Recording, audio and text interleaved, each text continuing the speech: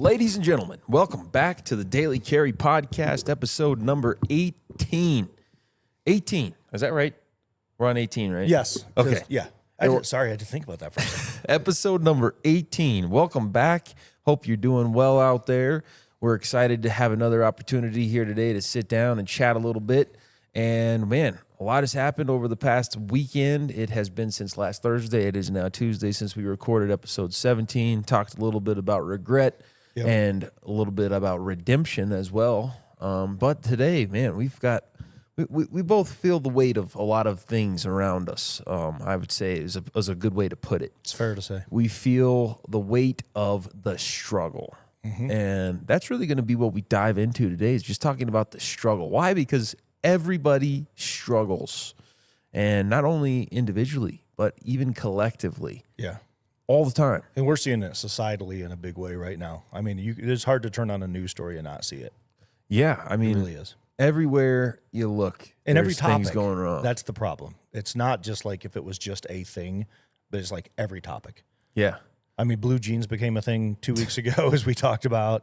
Now DC's, under National Guard has come in, do things, and there's just so much. It's like every little thing. It's like I shouldn't say nobody's happy, but I feel like you can't put anything out there to where somebody just is not jumping all over it, and it bombards you from every angle. It's kind of depressing a little bit. I think that we're probably, and this is just probably an elementary opinion of what's going on, but I do think that there are some people who have decided to find their voice again and kind of push back on a lot of the things that have been, as we've talked about. There have been lots of examples of boundary probing, and then things kind of just becoming the normal, and us as society just kind of allowing some of these things to just be impressed upon us and kind of staying silent. And now I think that we're seeing a lot of people say, no, this is too much, and we're not going to do this. And I think that could be a big reason why there's all the issues that we're having and seeing, is because now you're seeing the effects of people who were suppressed and who were being quiet now finding their voice again and be like, no, I'm not going to just lay idly by and let this continue. It's time to stand up and make sure we're on the right path. Dude, you hit the nail, I think, on the proverbial head. It is something that you and I have talked about this, and I know we're only 18 episodes in now.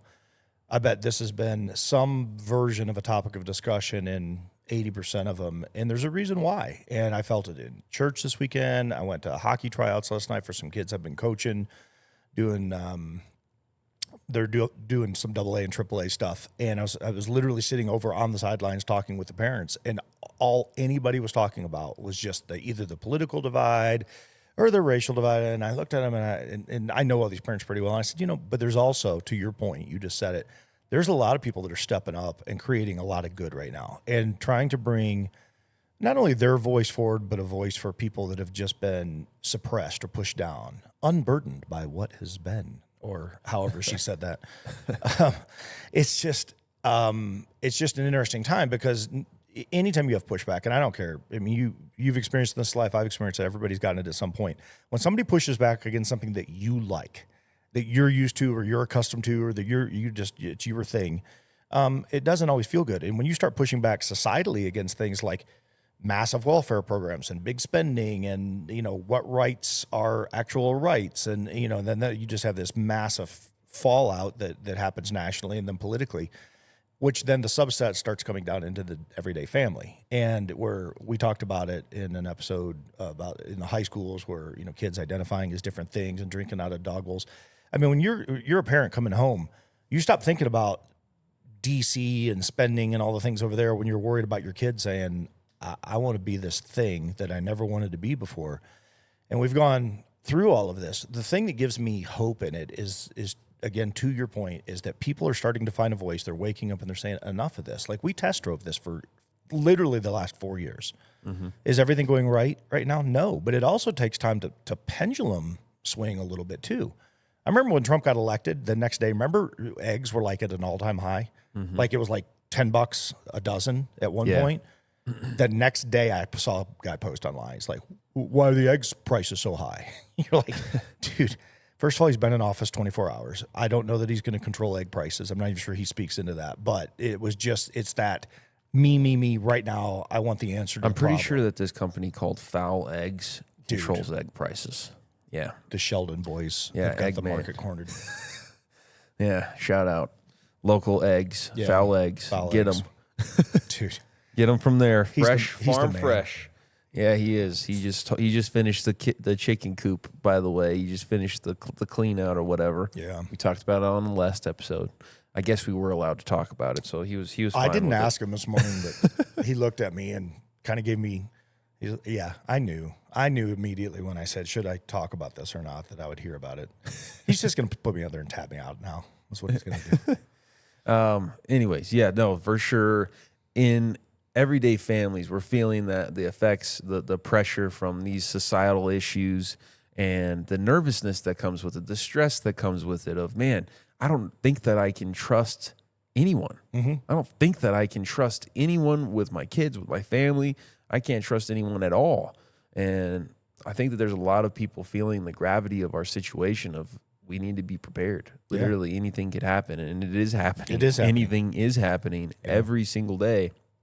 And it's really easy to get overwhelmed with where we're at as a country right now, because it's like, man, how do we basically we need to almost start from scratch pretty much. I think that, I mean, we've talked about it, and we don't have to go down the rabbit hole too much about schools and whatnot, but I truly think that the education system's totally broken. Oh, it is. Totally broken. I think everybody agrees with it too. It's just depending on your stance. Mm-hmm. But I think everybody agrees with that. I think that it just needs an overhaul. And I think that the best solution is, honestly, if we were to end the public education, at least what we're having to pay out for those portions of our taxes, then that is completely overhauled. I've already said before, privatized. That's what I think is really the only way to solve it. I don't think there's any other way to solve it. Right. I don't think that we can ever trust the government to fix the education system. Yeah. They're just going to keep on taking the tax money and making it worse and worse. That's what's been proven over and over for years and years. It's gotten worse and worse, not better. Right. And so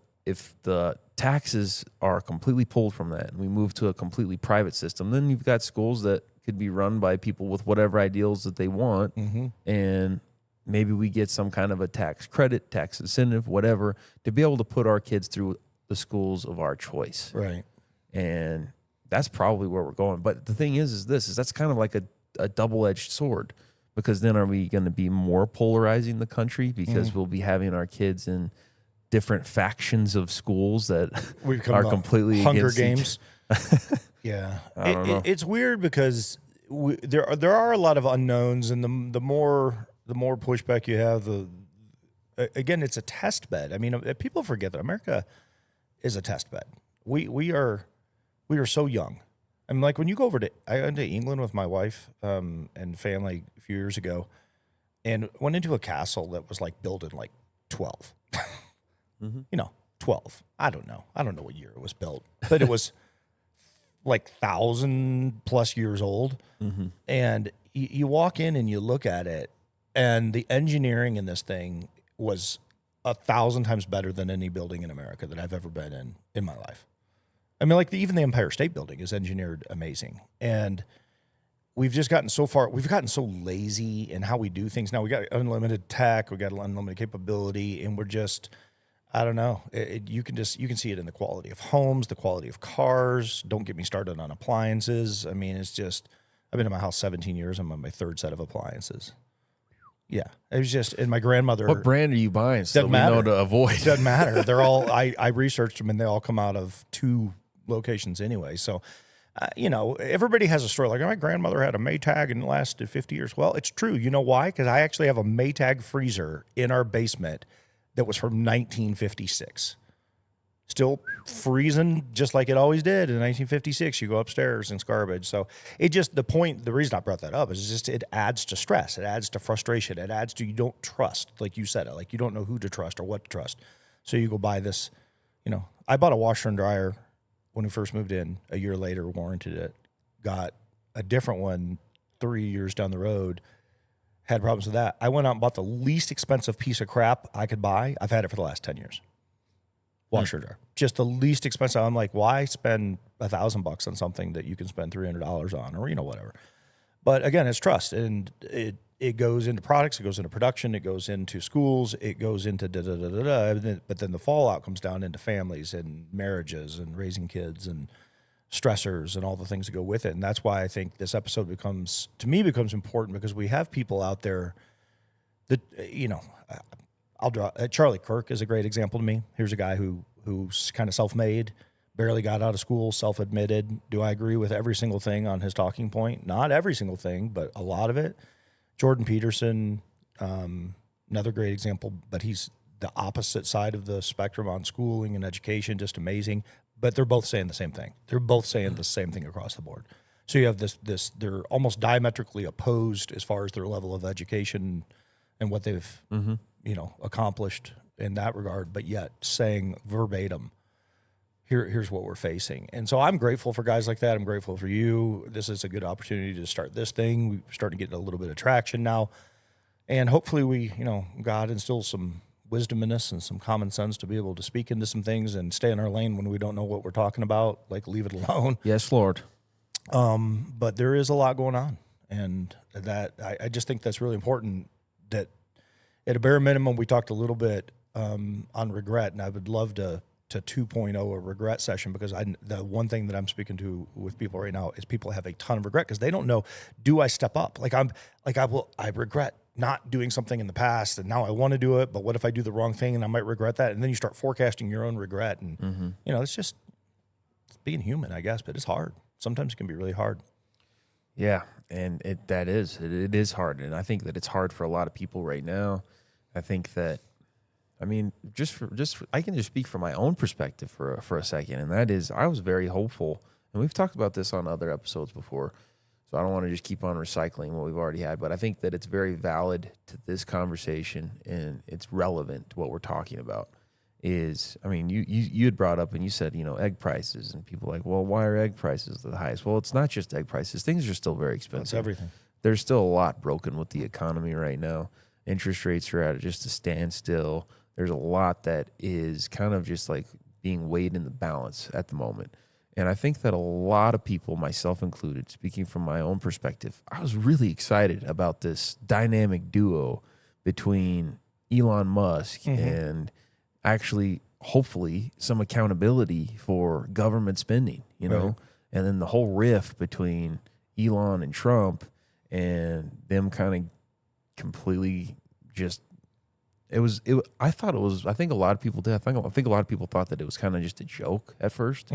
But then whenever you realize, wow, this is actually serious, like these guys are actually completely against each other now.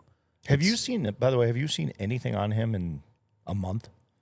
I mean, like you can't really. find a story. No. You can't find anything he's doing. Other than just following him on X, I think that he's kind of just doing his thing. But I was really optimistic that he was going to actually help the country get on a good path, and actually cut some of this stupid spending, which he did do, it sounds like, for a while.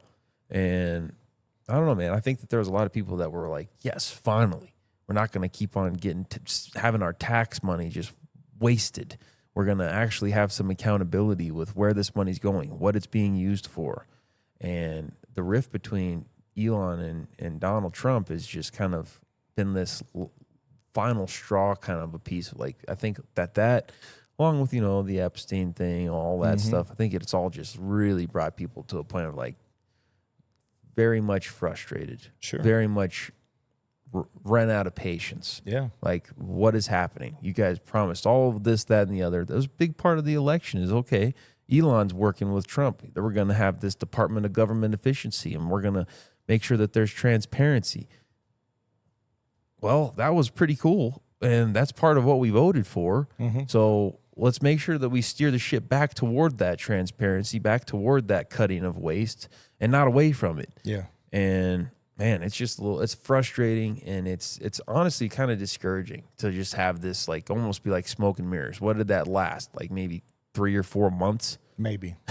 And then they can't even be grown adults enough and be an example for the country enough to put aside their differences and continue to work together. That's ridiculous. Yeah, it is. And And what it does, then it validates, if you're on the political left, then it validates, and there's the aha, ha moment, right? Like, told you they were both narcissists. And you sit back and you go, oh man, that's not what I was seeing going into this thing. I mean, do they both have egos? Yeah. Okay, so show me somebody who really doesn't.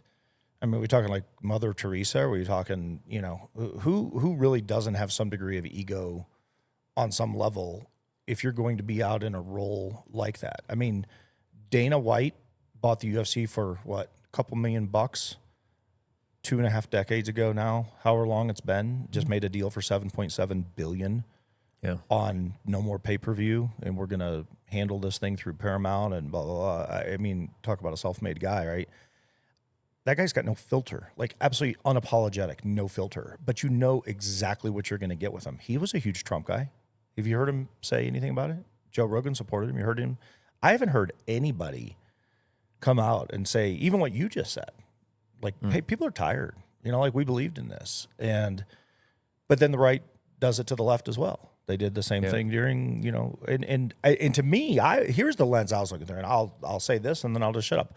I think everybody and their brother in the world knew that Joe Biden had dementia and there was elder abuse going on by putting him out in front of the cameras in a country that he should not have been leading. He should have been stepped down medically a long time ago. I think everybody knew that.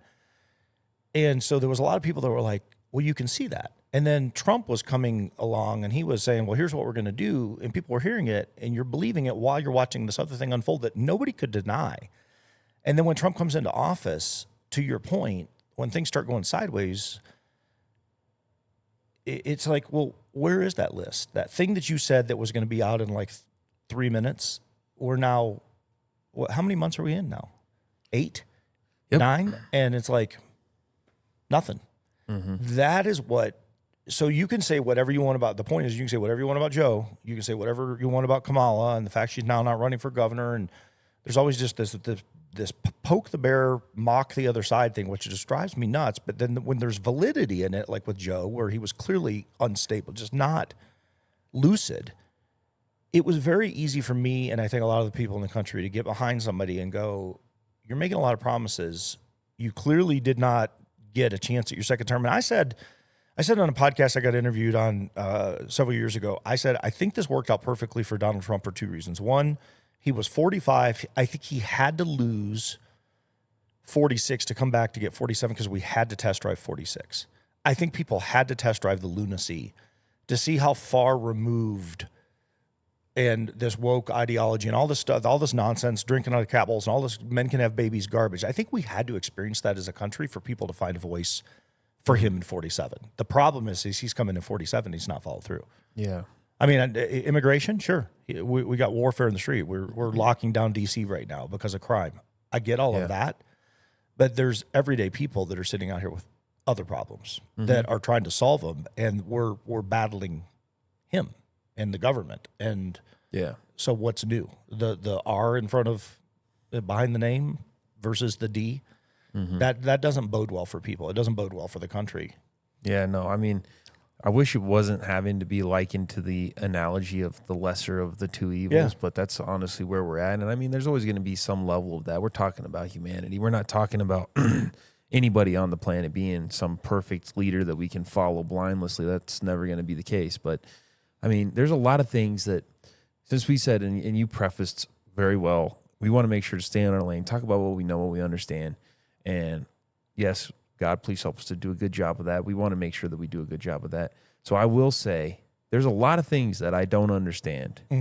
And I will also say that there's a lot of things that even if we tried to understand, there is so many different narratives in media all around. It doesn't matter whether it's mainstream legacy media or even if it's just online, if it's on X or wherever. There's so many opposing viewpoints that it's very hard to actually know the truth of the situation. Right. And really what I'm getting at is what I think a lot of people probably, obviously people care about the societal issues. People care about, there only being two genders. And I mean, I think there was a lot of people who appreciated that Trump's speech in sports and in everything. Now there's only two genders. Right. That's it.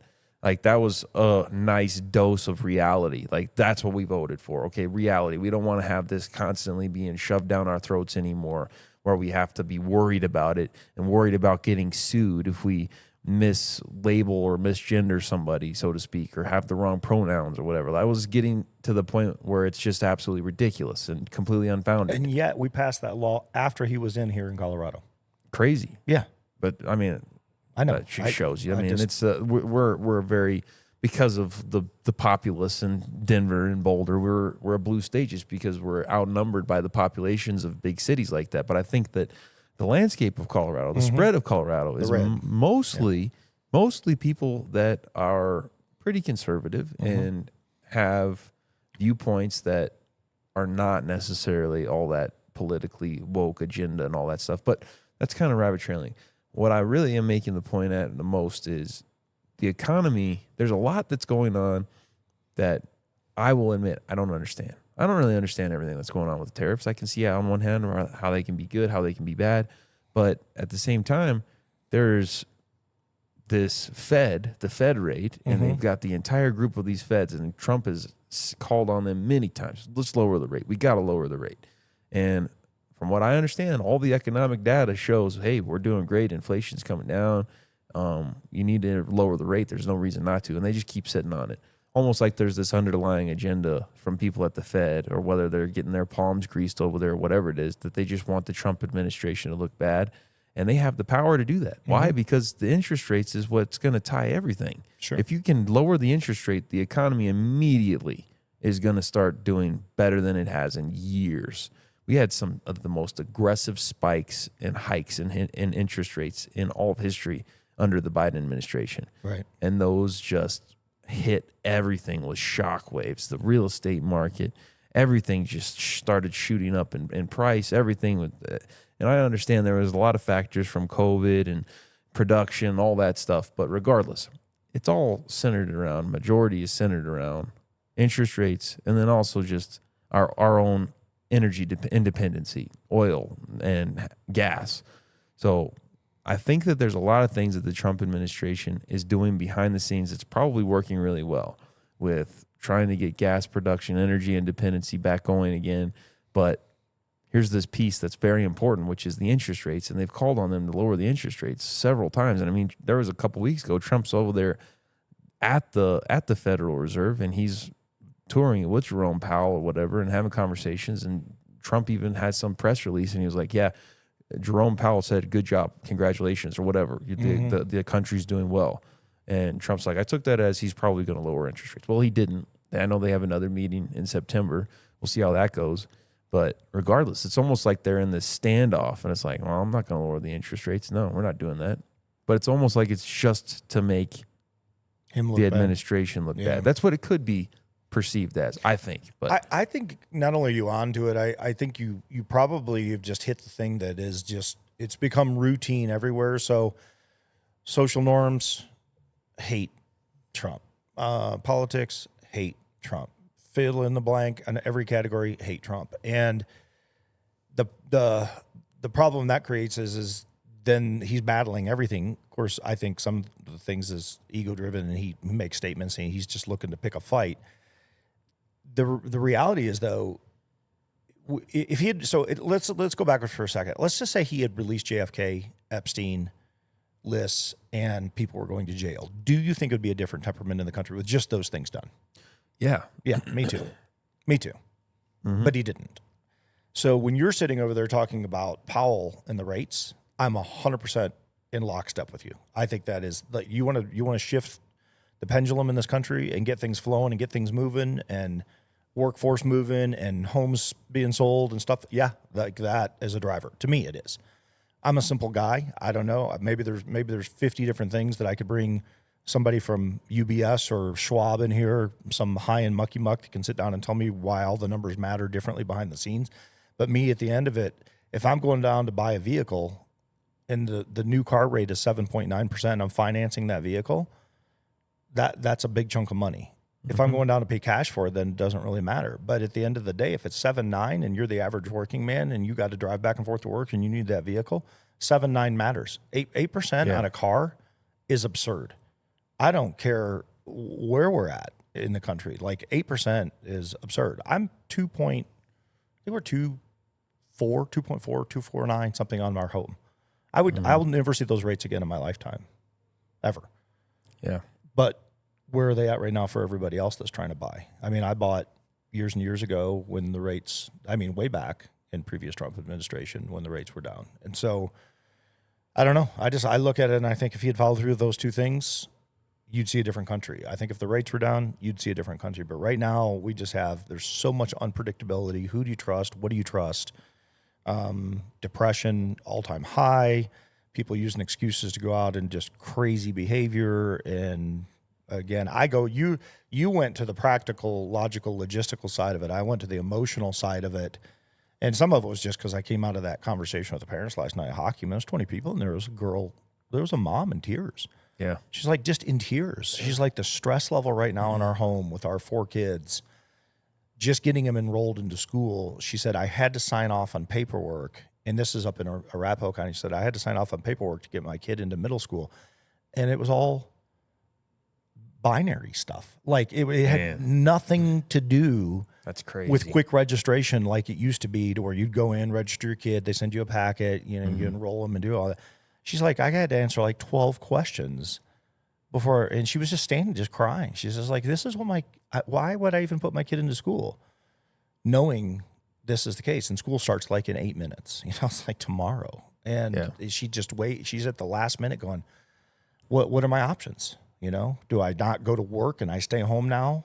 Or 2-income families, the only way we can survive. I mean, there's just a lot of that going on. People can say what they want, but there's a lot of that going on. Some of it could be self-induced, bad decisions in the family, but if it's 60 or 70 million, 100 million people, can't be all bad decisions. Something's got to be factored from the outside in that's driving these things, right? Mm-hmm. So, I would love to go back. In fact, I will. I will commit to our audience. I will go back and I'm going to rewatch his speech. I'm going to watch all of his talking points on his promises, because I've not done it since he was elected. And I want to go see what he said again. I want to hear, because I remember there was some like Panama Canal. There was a lot of things that he threw in there. And I want to go back. I want to listen. And then I want to go back and I want to see what's actually been done. Yeah. And then maybe we can 3.0 this conversation. But and I mean, I know that since we last spoke, and I know that since there's been like the outrage with the Epstein files and all that stuff, that he's kind of walked it backwards a little bit, like, release it. Anything we have, release it. But it's kind of like, it's kind of feels a lot like just walking your tracks back and trying to, that now it's an issue. Let's try to resolve this issue. You saw the video, right, where he's like, we should release it. Let's release it. I'm going to do a mandate to release it or whatever. He didn't. From what I understand, there's still just a lot of issues with that. But what do you think it is? I mean, I don't want to rabbit trail this far, but how hard is it? Do you think it's just somebody's connected that they don't want to burn that person? Because if that's the case, then you have no transparency and no integrity anyway. Yeah, I think that it's kind of what we talked about before. There's probably a lot of people playing fifth dimensional chess. And I think that there's definitely a bunch of names and a lot of people that are high profile that would go down. But my opinion is they need to go down. Let them go down. Yeah, I just think that there's got to be this. There's definitely these people that are probably able to block and veto even Trump's decision, maybe. Well, judges do it all the time. Yeah, exactly. All the time. So I think that even with Trump being in office, I think that he does have some legitimate excuses as far as people just trying to throw it. The thing is I think a lot of people just expect, okay, he's president now. Now he does whatever he wants. Well, there's still a lot of this political volley that goes back and forth. And there's been a lot of the pushback hasn't stopped. I mean, but when he was trying to run and they were trying to hit him with all these different lawsuits and criminal charges, all that stuff, it hasn't stopped. There's still people fighting Trump tooth and nail. And I think that that's important to kind of give a little bit of consideration to that in the overall conversation. But there's definitely a lot of things that I think he could be a much better example for the country than he has been. Yeah. And I think that the biggest example that I can think of is you have this guy, Elon, who has, for what reason? The dude's a billionaire, one of the richest people in the entire world. And he's volunteered to try to come and help make sure that the country doesn't go bankrupt. And he was doing a very good job. he was pushing transparency like it's never been pushed in this country before, ever.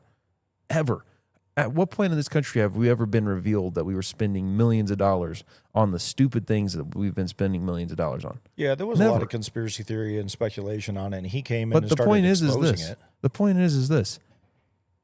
Donald Trump, as the leader of the country and with as many eyes on him as he has, he should be able to be an example to show that, all right, here's a guy who is rallying for America, working to try to help and better America.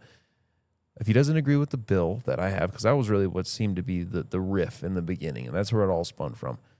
How can I do whatever I need to do to try to make amends and try to work together with this guy despite our differences? Instead, we just see this egotistical, oh, well, he's crazy. He's this, that, and the other. And then we have Elon. Oh, we're never going to see the list because Trump is on the list and all this stuff. And they're just fighting back and forth like they're teenagers or kids. Yeah. It's just like that's a horrible example for the country. They've got millions and millions of eyes on them. Right. And they need to show what it's like to be a man. And part of being a man is being able to get along with other people. It's not just a world that you're living in that's all surrounded and it's all revolving around you. You have to be able to be bigger than that, and you have to be able to put aside differences and work together with people.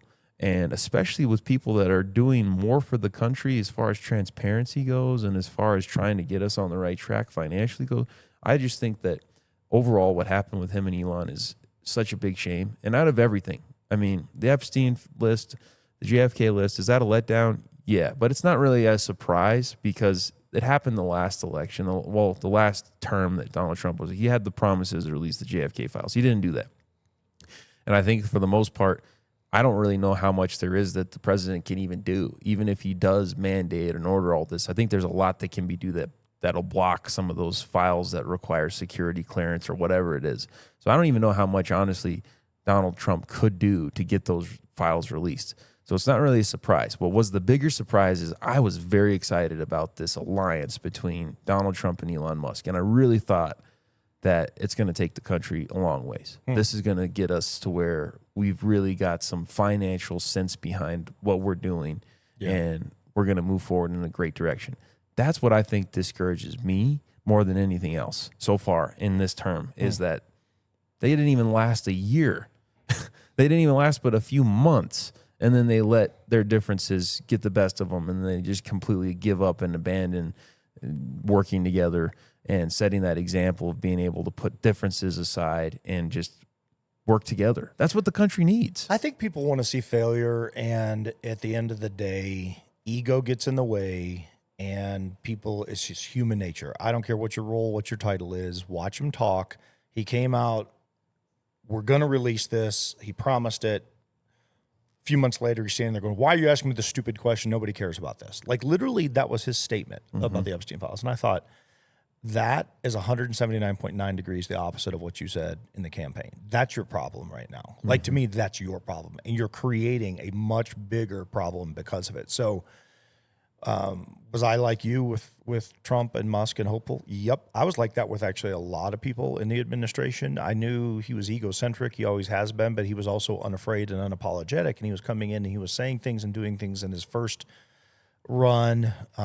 Was it diplomatic? Nope. Was it necessary? Sometimes maybe, sometimes not. He got a lot into name calling and gave everybody a label, even in his own party. And it's very easy. He's hard to defend, and it's very easy for the left to attack. But the point that you've made 3 times now, I think, is that you were hopeful because you had 2 different people that were seeing something, saying something, and doing something. And this is why I think we've said this in a couple podcasts in the beginning. Don't put your stock in men.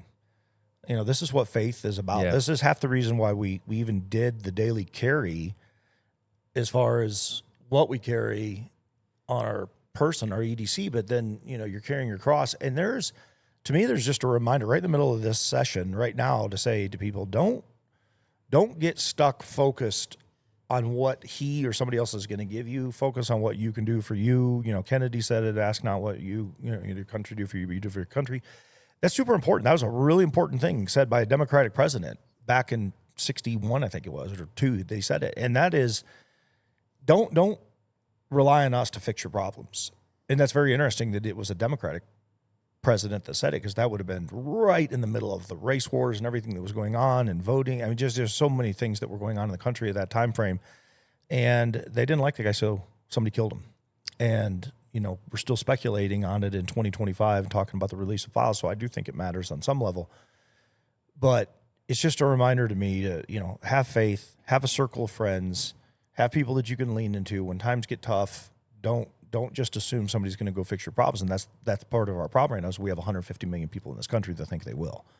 Literally, like count heads, 150 million people that have been conditioned, 5th, 6th, 7th generation welfare people that have never paid taxes in their entire life while the other half of the country is. I mean, there's things that we all know that impact societally, that create more and more divide and more tensions and more racial issues and all of this stuff that is happening. And that to me is why hope and faith becomes important and love becomes huge. Like you got to love people through things, man. You got to walk journeys with them. So am I hopeful that we'll see a turnaround? Yes.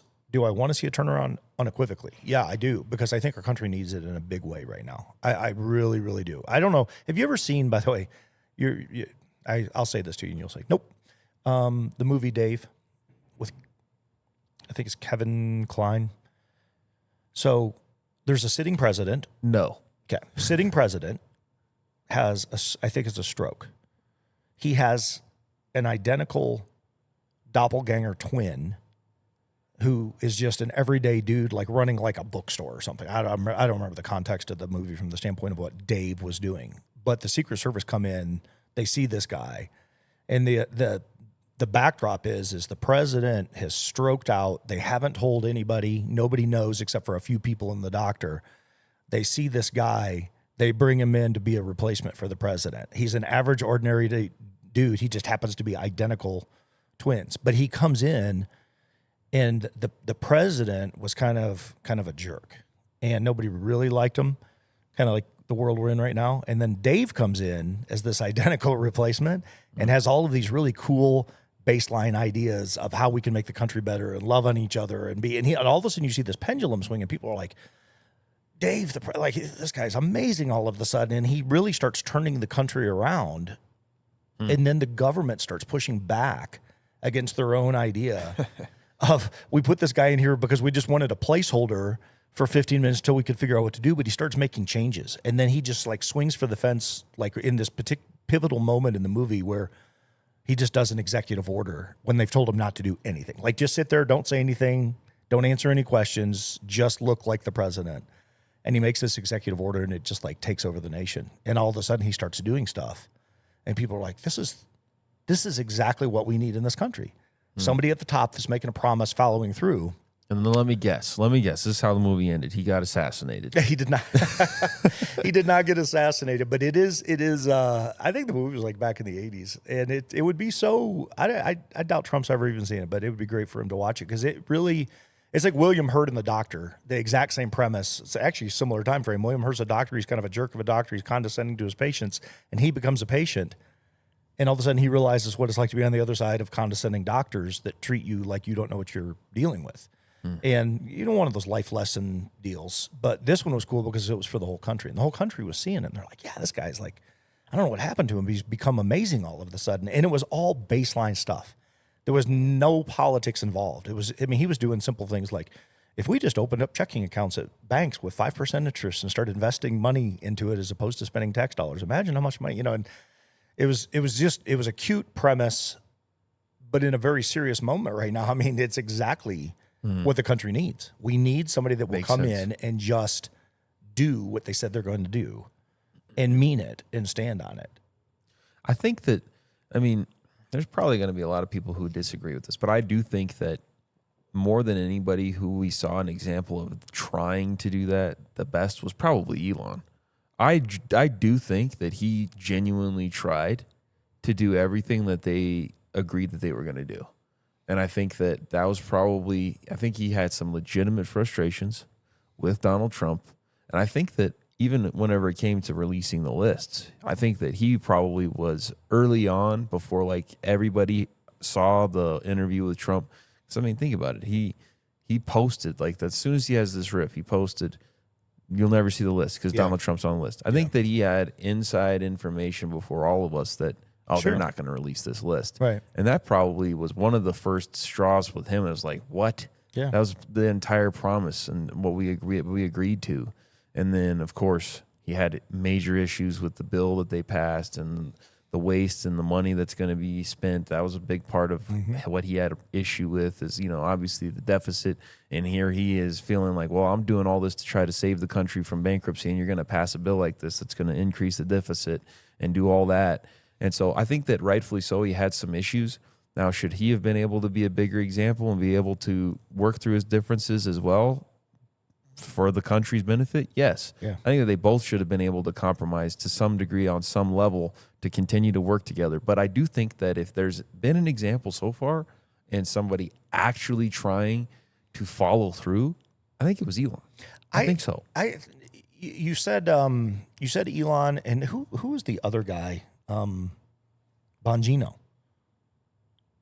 Dan, is it Dan Bongino? I don't know. He's the assistant director for the FBI, I believe. I believe I have that right. We can look it up. He was another one. So Dan had he's a former dude. Like, I think he's deputy director of the FBI. Yeah, I think he's a former SF. Look, can you look at his bio real quick? I think he's a former SF guy. He had his own show, not just a pilot. He had like a Daniel show. John Bongino, an American conservative political commentator, radio host, and former law enforcement officer who served as the 20th deputy director of the FBI since 2025. He hosted the Dan Bongino Show on Rumble and previously hosted Unfiltered with Dan Bongino. So he was Fox a cop. News. Okay, all right. I had him right. So I had him and Hedgepeth, their bios backwards, but I knew he did something in public service. My point was he was all in too. He left his show to come work for this administration, and his show was like uber successful. I mean, he's way up. He was like in the top 5 with the big names up there. For him to step away from that, he had to believe in something to come over. And then when the Epstein thing happened, do you remember that when he took like a day or two and then just didn't report in? And it was almost like they were putting a bolo out on him, like, be on the lookout for Dan because nobody can find Dan. Yeah, there was like a 48-hour period where people are like, is he resigning? And it was all over the Epstein thing. It was like right in the beginning when all of that happened. He was another guy that temperament is totally different than Musk. But I'd seen a few of his episodes on his show, and it's very good. He's like a Sean. Is it Sean Ryan? He's like a Sean Ryan. He does a very similar style and asks all the right questions, long format, really good. He's another guy that really bothered me because when I watched his body language, specifically his body language during it caught him in the background during that press conference. He was not a happy man. And he wanted it out there like yesterday. And when they said nope, I think that was a very defining moment for Trump right there. I think people saw that and said, wait a second. Because this guy had no, I mean, he's here as the deputy director of the FBI, and that's a cool role for sure. Like, I mean, I think it would be an honor to say, hey, would you come in and be the deputy director of the FBI? But he had it made. He didn't have to leave what he had any more than Musk had to do what he did. Like, Musk has it made. And for guys like that to get on board, it takes something, right? Like, it would take an awful lot for somebody to come in here tomorrow to say, hey, Jared, we want to put you in this position over here, but you have to forego your gym, your coffee shop, your everything you've worked for, blood, sweat, and tears. I mean, imagine what it would take to even get you to think to go in a different direction. And that guy gave it all up. And I think there's something to that, right? I think the American people see that. I do. Well, let's bring it back to kind of home and talk about how we're struggling on a regular basis, on a daily basis in our own lives. I mean, there were so many things. I mean, we could give examples, things going on in your life, things going on in my life, things going around in our spheres and our circles. And without getting too much into the weeds and without dropping any names or anything, what I can say is that the effects of all this stuff, and the reason it's important to talk about some of these figureheads that are a little bit higher and more regarded is because this is I think what we're feeling the effects of in everyday life. We're feeling the consequences of the leadership and the government, the policies. We're feeling the consequences of a lot of this stuff not being what it's supposed to be. Feeling the consequences of decisions that have continued to be made that have led the country in the wrong direction. And now we're feeling the effects of there being this division that's just overwhelming. People aren't getting along at all levels in the country. There's just example after example. People losing their minds, people having fits of rage, road rage, you name it. There's all kinds of things that go wrong. But there's also AI, and there is fraud at levels that we have never seen. Yep. There are people just being affected in that regard, myself included. I have some situations where I have some other people in my life that have been affected by this, by fraud, by AI. And without having to go into the weeds, because there's still some investigation and all this stuff going on, I don't want to ever drop any names without things being dealt with properly. But that in itself is another concern and worry that people are having to deal with and stress about. The struggle of financial loss because of some kind of an AI generated, whether it's an email, whether it's a text message, whether it's AI coming in on a phone call and saying, hey, your bank account has been compromised. Or, hey, did you authorize this payment? If not, enter your account details, whatever it is. There's all these ways that people are using AI to fish for information and then defraud people. And people are becoming victims of it more and more every single day. Sure. We're feeling the weight and the consequence of just that, let alone all the other societal pressures that we have going on. There's a lot of people that you and I both know that are feeling it heavy. Yep. The effects of this fraud that's going on at levels that are unprecedented, with people losing their money, people losing their retirement, people losing hand over fist money to these fraudulent AI schemes that are becoming more and more prevalent, more and more realistic, to the point where you don't know, is this actually the bank or is this actually the person?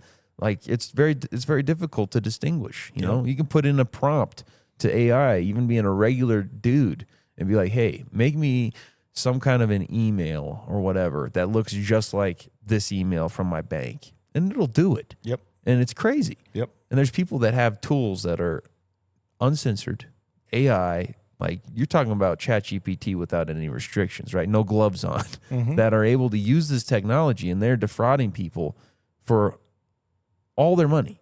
And it's just gone in an instant. Yep. And think about that kind of pressure, and think about not only those people who are victims of that, but now just this stress that we now have to have of even more skepticism. Sure. Even less trust that we can have every day operating in this world.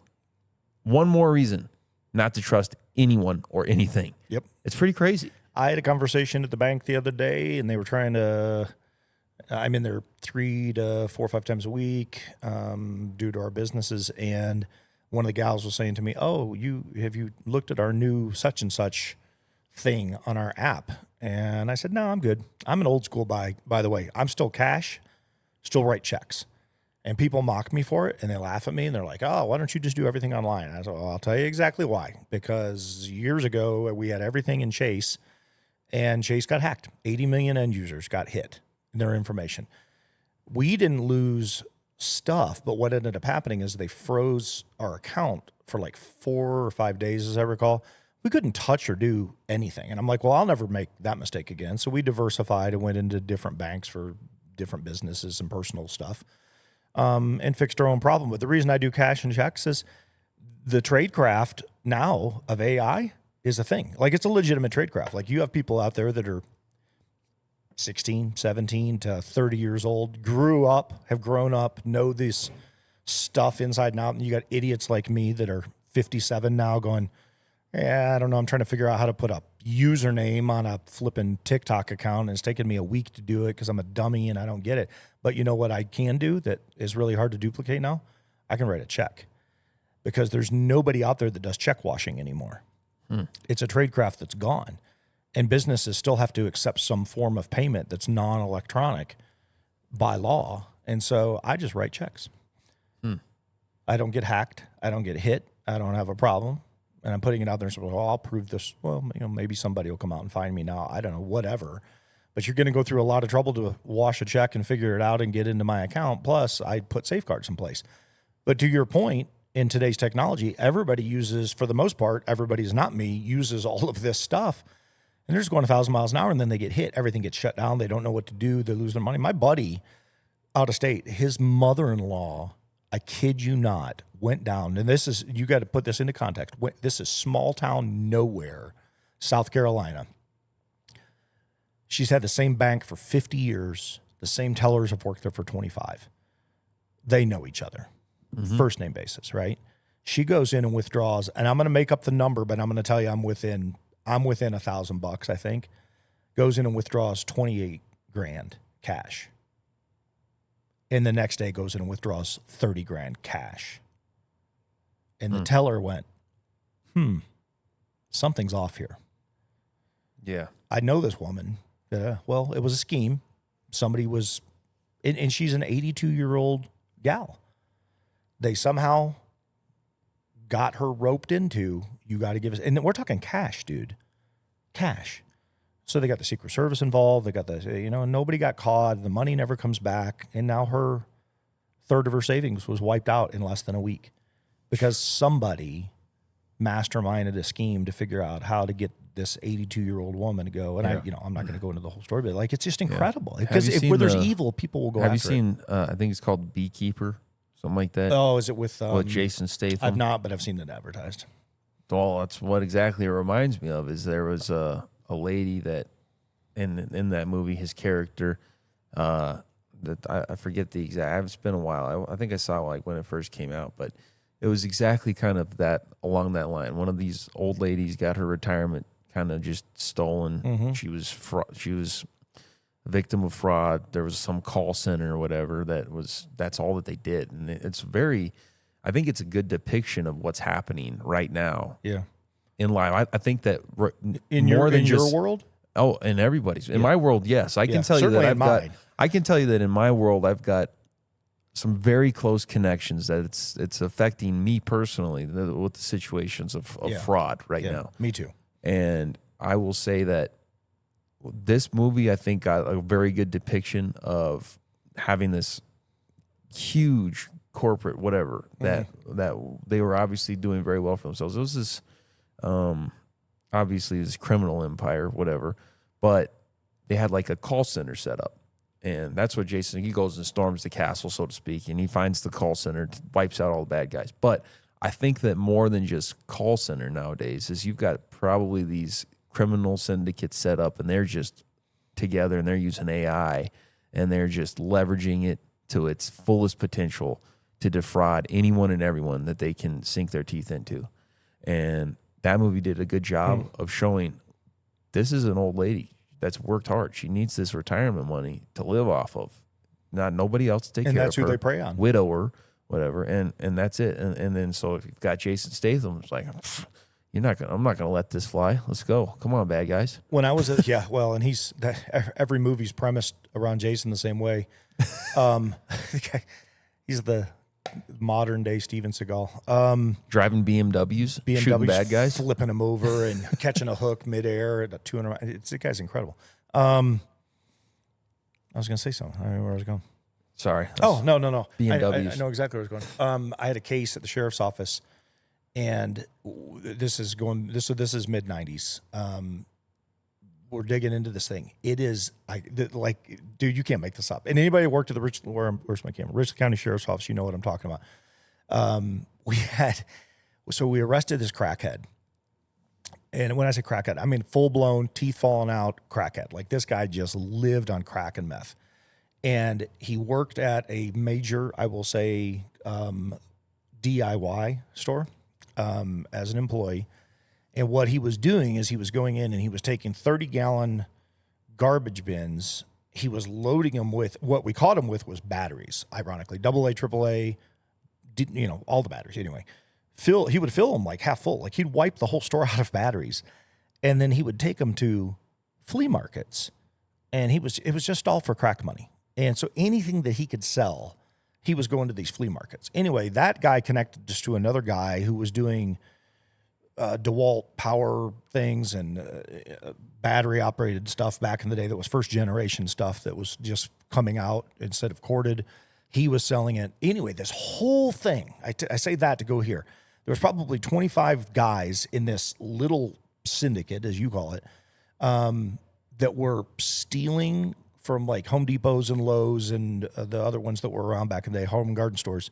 All of this product going to this market, it was all run by a 70-year-old husband and wife, small business owner, elder in the church, grandpa, in the most white collar neighborhood, small home. And the craziest thing about this whole deal was it led us to them. And this guy's name came up 2 or 3 times. So we finally, when we started digging into him, we go over and we do surveillance on his house for a month. And we watch these people coming and going. And he's got a landscape business set up. It's brilliant. So he's got a landscape business set up. He sends all these dudes out that are stealing in landscape trucks. So they're mowing during the day, getting paid, stealing from the store, bringing the stuff back. He's got a 60 by 80 pole barn behind his house on a half acre of land. And in the inside of this thing, we had over, I think it was like $3.5 million we inventoried of stolen items that were all on shelves and labeled. And he would take them to flea markets and sell them, brand new items. So he just had this whole revolving door. He was making money on every angle. What was super cool about it is when we hooked him finally, and nobody could believe it. Like the whole community turned on us. They're like, this is, making up a name, Dave and Carol. Dave and Carol are like pillars of the community. They've been here 50 years. Yeah, they've been doing it for 50 years too. That was the thing. They like literally were like the ultimate behind the scenes. Anyway, I'm going down this whole road to share something with you. There's PVC in the pillars of this pole barn. And we end up we thought it was just stolen PVC pipe with the little plastic end caps. And we open it up. Dude, it is rolls of cash in 20s, 50s, and 100s, stuffed in 8-foot PVC tubes, end to end, all wrapped, 70 of them maybe, 80 of them, millions upon millions upon millions of cash dollars sitting in this pole barn. All started because they took advantage of an elderly couple. He told the whole story. He admitted the whole thing. He's like 70 years old. He's like, I'll die in jail in 2 years, so it doesn't really matter. It all started because he was taking advantage of a friend of his that was a family member. Whoa. And he figured out, I can work this scheme. Let me go test drive this scheme, which he had been doing for like 30 years. Man. And all they were doing was they were cutting yards. They were seeing what people had in their homes. They were taking advantage of them. Then they were going into the stores. They were stealing stuff. They were selling it at flea markets. He was inventory. It was absolutely, you look at it, you can almost make a movie out of it, what this guy had done. And people probably will one day. Yeah, you'll think, how in the world did you get to this point? Well, evil gets a foothold. Mm-hmm. He sees something that's an opportunity. He jumps on it. And within a few years, he's figured out how to contract with people, bring people on board, employ them, put it in a legal business where they're coming and going. Yeah. Nobody's questioning garbage cans in the back end of trucks filled with lawn scrapings. Mm-hmm. And they're just bringing it in. It was unbelievable to watch this thing on surveillance. Yeah, it was That's crazy. always how it starts. And that's what erodes trust is the point. Like you got a family member, you talked about it. We got it happening at our church right now. It's like, what? Mm-hmm. That's always how it starts with this slippery slope down that horrible path that leads you where you have nothing but regret, right? And I mean, there's Hollywood depictions of it, and I mean, even with this example, the guy being 70, he's like, well, I'm going to die in prison in 2 years. So was it worth it? I mean, lived a rich life and all this, that, and the other. But think about the stress. I mean, just for me personally, if I had an opportunity to do all that, it's not worth it. Why? Because I'm just having to be looking behind my shoulder the rest of my life. It's like, well, I've got this mountain of money, this mountain of cash in these PVC pipes. Dude, and mountains. And all this stress of, man, if we would have just put all this effort and energy into actually making an honest living, all that effort and energy, all of the little systems that they had to put together, if they would have just put that together in an honest landscaping business, they would have probably had just as much success. But they put all this I mean, maybe not. Not I as much think- cash, but I they think- definitely could have had integrity. I think if you put energy and effort and you work hard, that you're going to be profitable. Yeah. I think that you could literally pick any business. Sure. And you can go on YouTube. There's this channel, I think it's called Upflip or Upstart or something like that. And you can look at all these examples of just regular people who just started their business, whether it's a pressure washing business, a landscaping business, a trucking business, doesn't matter. You see regular people that are turning these businesses into multi-million-dollar empires just because they're working hard. They figure out the systems and they put in the time, they put in the work, and they do it right. But that's just an example, I think, of do you have an opportunity to make money by doing things, by cutting corners and doing things unethically? Yes, absolutely. But you also have an opportunity to do it ethically and not cut corners. But they were a modern day at that time AI. yeah, I mean, that's what I'm getting at. I get it. Like they were taking advantage of something that nobody understood and it was profitable. So now we have something that's just tech based that I don't understand. yeah. That makes it easier. It makes it way You don't got to easier. go steal from a hardware store and try to Yeah. sell stuff at a flea market. There's nothing mechanical about it. I mean, you plug, play, type, and get your reward. And it's like the guy. You put two guys on a street corner in a main city handing out $100 bills, and one guy gives them away for free, and the other guy says, "Yeah, you gotta go work for an hour." I mean, who are you going to go to? Yeah. You and I would go to the guy that you got to work for an hour because it's wired in our DNA. And I think that this is where all of this goes back to. It goes back to Trump. It goes back to Musk. All of them. You got something in your DNA that makes you tick a certain way. Your ego, your attitude, your decisions, all of that. You go get me an Iowa farmer and watch those videos that they're putting out right now in the cornfields of their 6-year-old driving 8-wheel combines. Yeah. On tech with earphones on, and the kid's out there with a suicide knob sitting on a boosted seat. I'm talking an 8-year-old, right? Yeah. Because they're raising their kid to go work to understand what this is all about. And then you go to school, and then you come back on the and you're doing your thing. But we've got an entire culture and societally, generations deep, raised to take advantage of people and not care and just give. Yeah. And I think all of these things we've talked about, if somebody was putting this all up on a massive whiteboard, okay, Mike and Jared's podcast number 18, let's take every talking point and let's draw a line on how these things connected. I think you would see a spider web of stuff going everywhere, but it would all eventually start funneling down to human nature and decisions. And hence the struggle becomes real because on one half, you got people that are legitimately battling everything being thrown at them. And on the other half, you got people legitimately taking advantage of people on everything that you can throw at them. I mean, anything that somebody could profit on AI right now, I guarantee is being done. Yeah. No doubt in my mind. And it's going to go downhill in a big way. Well, let me just clarify, because you said, okay, there's two guys on the street handing out $100 bills. One's going to give out for free. One's you got to work for an hour and they give it to you. Well, let me just make sure to tell you that I would take the guy's $100 bill for free, and then I would go to the other guy. Oh, get 200. Yeah. And then I'd work for an hour and get 100 if it's available and it's an option. Why? Because smarter, not harder. Yep.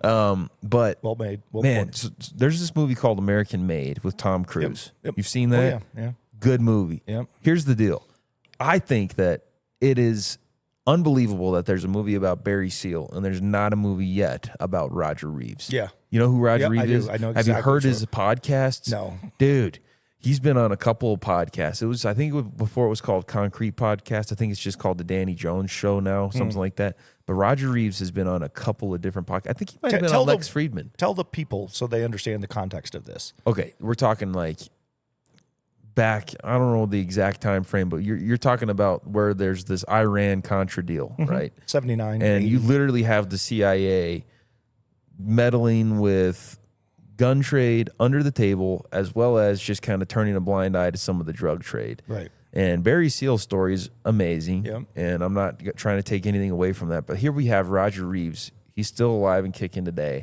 And he got out of prison just a couple of years ago. And he's been going on podcasts telling his story. But Roger Reeves really started, and to hear his story, and I don't want to do it a disservice because he has incredible stories. Man. And there's not very many criminals that I would say, man, I would like to sit down and talk to this guy for an hour or two. Yeah. But he's one of the guys that's like, man, the stories that he has to tell is unbelievable.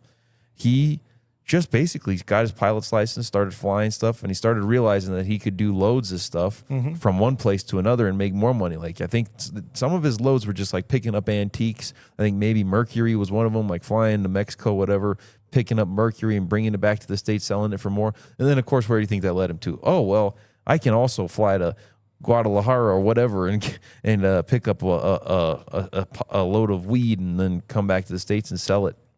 And this guy just ends up making tons and tons of money. Sure.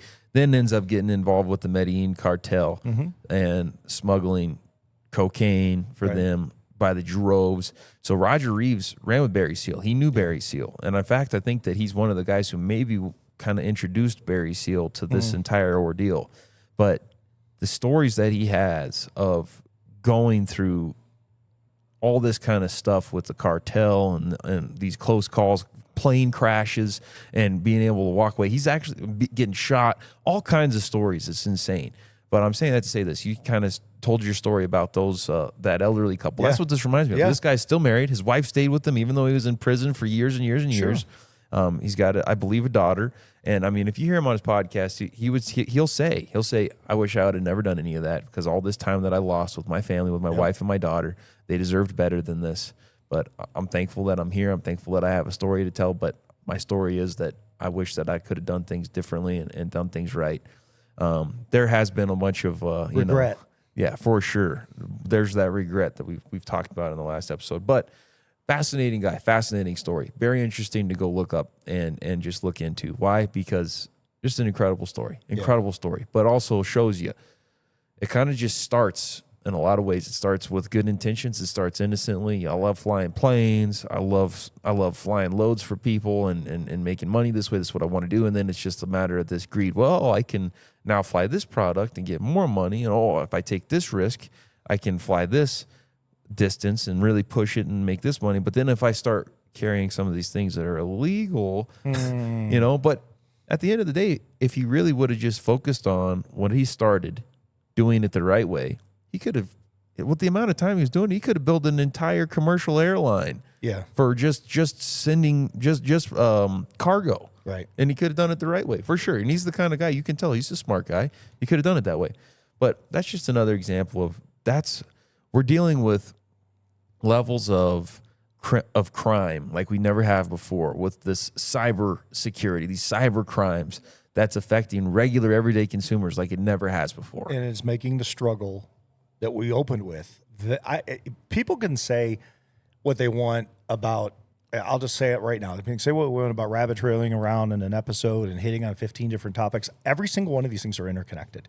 And they are interconnected in a big way. And it's not some conspiracy theory or, Micah, you lost your mind. What are you talking about? Just sit down and just watch and start paying attention. And you will see how all of these things are intertwined. And at the end of the day, that to me right there is the average person can't compete with it. They don't know what to do. It's too big. So you just kind of, you know what? I'm just going to stay in my funnel. I'm going to stay in my lane. I'm going to let things happen. And the next thing you know, somebody makes a decision at your work and you're out of a job and you got to go figure it out and you're battling everything it's coming at you in onslaught. I mean, open up any page right now on social media where you got groups together here locally, Dad's at Castle Rock or everything, Douglas County, and just watch the post. Just watch what people are putting out there. It's absolutely uncanny what people are going through right now. And again, I go back, I say, you got to have faith. You got to be invested into reading every day. You got to have a circle of friends that are tried and true, that are diversified. I'm a big believer of don't surround yourself with all the same people. If you're going to have a ring in your circle, and those guys are all going to be of like mind, like for me would be former military or SF or law enforcement guys that I've either trained with or gone through doors with or done something. Yeah, I want that group, but I also want 15 other people that know 15 different things that have nothing to do with that at all. So I can lean into people with wisdom and answers and, what do we do in this? Like I was sitting around with my son this weekend. We were coming up with, we had to figure out the whole username stuff on like 5 different things, which I'm sure the world would be laughing at me right now, but that was actually a very challenging endeavor because one, you had to find something that people weren't using on 5 different platforms. That's a little harder than I thought it was going to be. I thought, I'll just do this. Well, it turns out there's 117 people with my name in the United States. and they all have some variation. Oh, well, that didn't work. So anyway, it for me, I needed my son, my 27-year-old son, to come in, and it took him 20 minutes on something I'd been working on for a week. And that to me was very stressful. I was struggling through that. And I finally just broke down. I said, Zach, I need your help. He comes over and he didn't mock me. He could have said, Dad, you're an idiot. What are you doing? He's like, Dad, I love you. It's your birthday. Here's your birthday gift. I'll figure this out for you. And 15 minutes later it was done. I was like, oh my gosh, all that wasted time. And I could have just called him, but I wanted to do it. I wanted to prove to myself. And I think, again, I think it's connected. I think there's just an element in me that I'm looking back at some of the things that we're going through, been through, what our poor church is going through, what you're going through right now, some of these fraud things with your family and people I know that are going through it. I just wanted to check a box for myself to feel good about something. And even then I was like, nope, I need help. And you got to know when to ask for help is the point to all that. Like, you just got to know when to step back and go, I can't bootstrap this. I got to bring somebody in that knows what the heck they're doing. And right now this country needs somebody in charge at the helm, in my opinion, that knows what the heck they're doing. Drop the ego, because all this other stuff just waterfalls downhill. It eventually it just keeps cascading, and you pile enough crap up at the bottom, it eventually starts becoming a pile. And I think that's what we're starting to see in this country right now. And people are afraid, they're worried, they're stressed, they got angst, the rates are high. I mean, just everything feels expensive no matter where you turn. It's on and on and on and on. And you just get to a point where it becomes somewhat unbearable. So you better have a place to turn to. Yeah. If you don't, you're just going to drown in your own whatever, and depression is at an all-time high. I mean, we just sit here and talk about this stuff all day long on the negative, but the positive has got to be faith, family, friends, and just you got to get out there and battle this stuff. So I'm so grateful right now. Again, I said it earlier, for you and for others that are willing to take a stand, talk about some of these things, but also give some degree of solution. But I think we have to acknowledge it. I think it's really important right now that we're having this discussion. I'll close my piece out because I know we're getting to the end. Somebody said something to me the other day, and I realized this is just a hard right, but it's the way that men and women are wired. This also comes into it because when I was sitting down listening to the gals last night at the hockey thing, the one gal was crying and the other one's like, oh, I totally get it. It's so frustrating. The dads are over there going, man, I'm just trying to figure out how to keep the business afloat. So you go deal with this. And it's very interesting because somebody said, dudes are like a box of spaghetti. And it's like one strand at a time is like one thought at a time. You open up that box and you see all of these strands of spaghetti and they're uncooked. That's how a guy thinks. He thinks one problem at a time. Eventually you can put all that spaghetti into a pot and boil it together and he'll come together in that way. But a gal, the way it was presented as a gal, is like a tangled up fishing line. And just everything is just, if our girls were here on the podcast, I wish I'd said this the other day, you guys are like tangled up fishing line. But it's so crazy to watch my wife You work. wouldn't have wanted to say that. Dude, I did. I said it to You Jana. wouldn't have wanted to say that. Sarah would have launched at me, but Jana says you're right. Whoever said it was right, because the truth of the matter is they have all this stuff going on in their head, but there's still two ends to the line. So even though it looks like there's all this twine, like you're just an individual strand putting different thoughts together. Hers is all doing this. And what's so cool about that analogy to me when I heard that is I can take my silly little box of uncooked spaghetti and I can eventually cook it and it'll all come together. But the two of us play off of each other. And the way we lean into each other, I think, is so incredibly important. You said it the other day, you and Sarah, you sat right here and you were complimenting each other. But the truth of the matter is you guys play off of each other and problem solve very differently, and you support each other. And if you have that in a marriage, it's great. If you don't have it in a marriage, I suggest finding it in a circle of friends. But get to a point where you have that ability, because if you're just a dude surrounding yourself with other dudes, you're just, to the point of boxes of spaghetti, you're just thinking one thought at a time. And you're going to work very well together for a period of time, but like Musk and Trump, right? Yeah. Working together great, and then all of a sudden something happened. And that's where they needed somebody to come in, like my bride, and go, I might have 40 thoughts going on, but here's how this is all going to tie together. And somebody didn't do that. And right now this country needs it, man. We really need to be able to work off of each other, because we do think differently. We see things differently. And that to me was, I don't know, man, that really hit home when I heard that analogy, because it is literally, I sat in a room, a circle of men the other day, 10 different guys, 10 different thought processes going on. One gal came in and solved the whole thing in 80 seconds. And we all looked at each other and went, oh, that's exactly what we needed. Because we were just kind of competing against each other, and that ego was in the way. And the struggle was very real. You could feel it. Yeah. Well, I will wrap up my portion with this. We've talked a lot about a lot of the issues, a lot of the reasons why we have to be stressed, why there's a lot of struggle going on in the country. But bringing it back to our level, we've also talked about struggles that we have and how it's affecting us on a personal, everyday level, boots on the ground, all citizens in the country, everybody listening out there. You know what it's like. Everybody has their own struggles, and it's okay. We're all struggling. We're struggling together. It's not like it's not supposed to be. We're supposed to struggle to a degree, and it's learning in this struggle not to lose hope, Right. not to give up, because it would be great if we had leadership in the country like we're talking about. It'd be great if we had this moment where they come together. Thing is this, who are we going to trust to do it?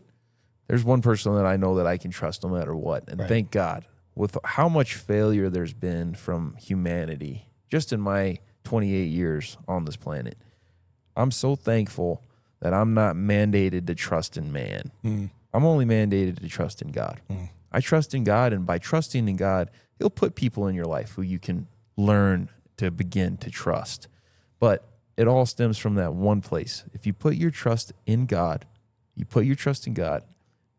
there's a scripture that if we who are called by his name will pray, God will heal our land.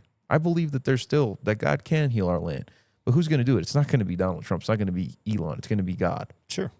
So we have a responsibility to put our trust where it belongs, and that's not in the U.S. government. That's not in anybody who's walking on this planet right now. That is in God and God alone. And I believe that by putting our trust in God and walking that every day, carrying that every day, carrying that trust in God, trusting him, and with that trust, I really believe that God will even in the middle of our struggles, he'll give us that experience.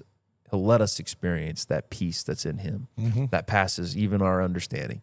Where even though we're in the middle of a struggle and it seems like everything is wrong with the world, well, it's okay. God's still in control. Our trust is in him, and we can have peace, we can have joy, we can have strength, all the good that comes from him. We can have that if we put our trust where it belongs, and that's in God. Yep. Well said. Well said indeed. That's something that I if I had a prayer, well, I'll pray for it in a minute, but if I had a prayer to be answered for this country, it ultimately would be for people to stop looking up at government to fix their problems and just start digging into themselves and into their faith. It is amazing when you talk to people of legitimate, really love faith, really love their faith journey, their walk. They're just a different breed of people. They really are.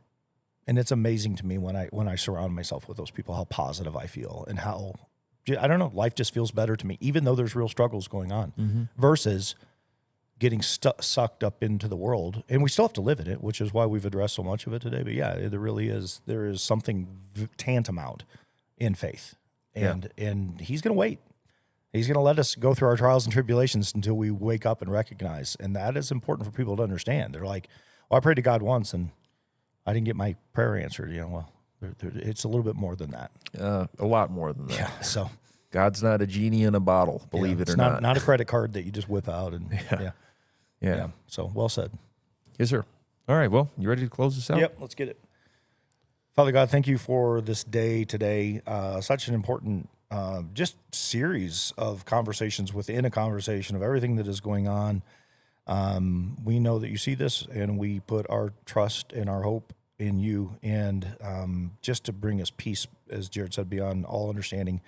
I pray for our country. I pray for our leadership. I pray for the men and women that stand on the front lines, and our military and law enforcement to keep us safe. And I pray for just the moms and dads in this country right now, going through the trials and tribulations they are, trying to bring children up in just a chaotic world. May all of us lean into you for just wisdom and judgment. It is in your son's name we pray. Amen. Amen. All right. Till next time.